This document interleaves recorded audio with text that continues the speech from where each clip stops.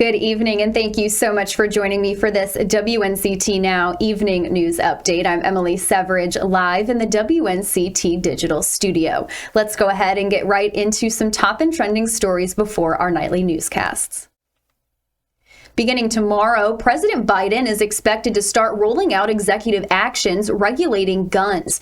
The responses are expected to include a presidential declaration that could ultimately require people who buy untraceable, self-assembled ghost guns to undergo a background check.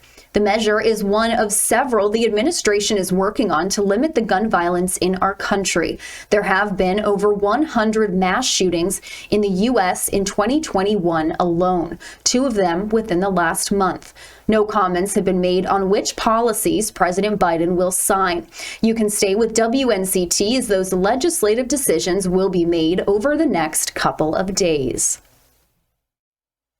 Data shows the unemployment rate here in North Carolina is dropping and dropping fast. In February, 95 out of 100 counties in the state saw a decrease in unemployment. The number of workers employed statewide increased in February from 47,000 to nearly 5 million, while those unemployed decreased from 15,000 to 282,000.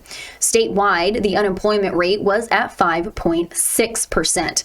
Scotland County had the highest unemployment rate at 10.9%, and Orange County had the lowest at 4%. In comparison, Pitt County is at 5.6%, Carteret County is at 5.1%, Onslow is at 5.8%, and Greene County is at 4.7%.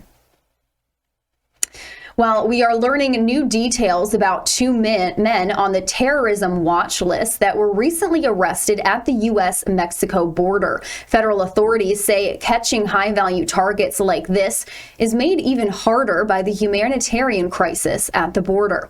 Our sister station in San Diego has the story.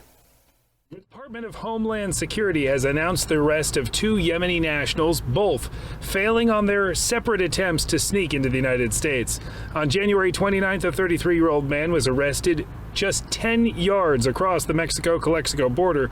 He was then identified as being on the terrorism watch list along with the no-fly list and carrying a secret SIM card hidden in his shoe. 2 months later, another 26-year-old Yemeni terrorism suspect was arrested 2 miles from the Calexico border station and was detained. We have always been just one slip up away from another 9/11. The kind of disaster that happened on 9/11 can be done again with a truckload of fertilizer. It can be done again with a stolen aircraft. Congressman Darrell Issa says with the recent influx of migrant children at the border, agents are under increased pressure to handle the humanitarian crisis along with the security issues. There's no question at all. High-value targets have to be intercepted at the border, or they slip into the United States and are much harder to find. House Minority Leader Kevin McCarthy says these border agents are overwhelmed. These border agents that are doing an extraordinary job in unbelievable times can't be on the border protecting us. While terrorism is always the biggest fear, Congressman Issa says sometimes these suspected operatives have a different agenda. They're simply coming into the neighborhoods to make money. Hezbollah, for example, it targets trying to raise money through illicit activities and then fund attacks in Israel and Lebanon. In both cases, Border Patrol agents say that these Yemeni nationals were attempting to hide within other immigrant groups trying to cross the border. Now federal officials are trying to understand exactly what these folks are trying to do coming into the United States and what was on that SIM card. That's the very latest from FBI headquarters in Sorrento Valley. Jamie Chambers, Fox 5 News. An update of what caused Tiger Woods' car crash back in February, and a local toy store is selling more than just nostalgia. That and more coming up after this short break. Reporters are all across the East. In Beaufort County. In Greenville. In Belhaven. And in your neighborhood. In Morehead City. In Snow Hill. In New Bern. In Jacksonville. Covering local stories that impact you. Well, now a new project is in the works, a digital fabrication classroom, also known as a Fab Lab. This is where Wildwood Adventure Park will be located, right along the Tar River. Tossing your trash could bring a fine ranging from $200 to $4,000. You can see behind me that the main part of that house is just charred. There are some pieces along the back that are actually completely black. Wastewater samples will potentially help them spot coronavirus faster than some other efforts. They say it's all about keeping students safe. The people of Robertsonville are upset over the town's troubled finances. The town's mayor tells me she's working to get things back on track. See their original reporting weekdays on 9 on Your Side News or can happen day or night. When the weather changes, and it can be abrupt, we want to be that reliable team that says we work together to make sure that everyone gets the best, most up-to-date, accurate forecast that we all can possibly give them. We're not looking to cry wolf here. We're looking to inform. We're looking to keep people safe and in a relaxed, calm manner. I think it's very important that we keep a message that doesn't frighten, it informs. Storm Team 9, keeping you safe in severe weather. Thanks so much for joining me. If you're just tuning back in, I'm Emily Severidge, live in the WNCT Digital Studio, bringing you some evening updates. WNCT is bringing you live streamed updates every Monday through Friday at 1:30 p.m. and 4 o'clock p.m. to bring you the latest and up-to-date news before our nightly newscast. Let's get back right into some top and trending headlines. An update on Tiger Woods' car crash that happened back in February. Los Angeles PD say Woods' car was driving around 84 to 87 miles per hour as he rounded a corner on Hawthorne Boulevard. The athlete hit a tree at 75 miles per hour and was seriously injured. The speed limit in that area is posted at 45 miles per hour. Investigators say Tiger's car data recorder showed he never even hit the brakes. Officials say the best explanation is Woods may have panicked. There were no signs of impairment or intoxication.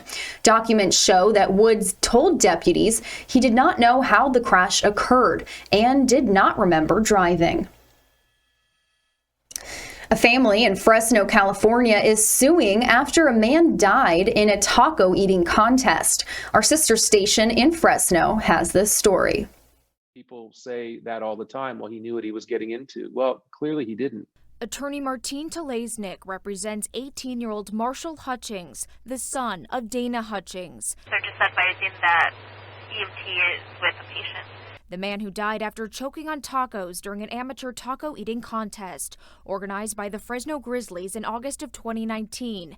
Their owners, Fresno Sports and Events, now the subject of a wrongful death lawsuit. It alleges Fresno Sports and Events did not possess the competence and/or experience to safely carry out an eating competition of this nature, and did not secure a medical response team that could have identified a medical emergency promptly and initiated life-saving procedures that could have saved Dana Hutchings' life.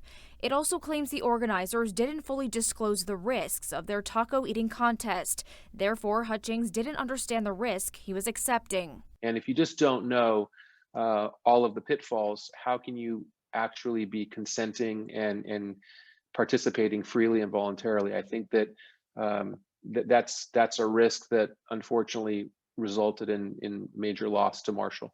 After Hutchings' death, a professional taco eating contest scheduled the following day was canceled. Telesnik says professionals in the sport of competitive eating physically train, unlike the amateurs at the event. The lawsuit notes alcohol was available during the event, adding to the risk.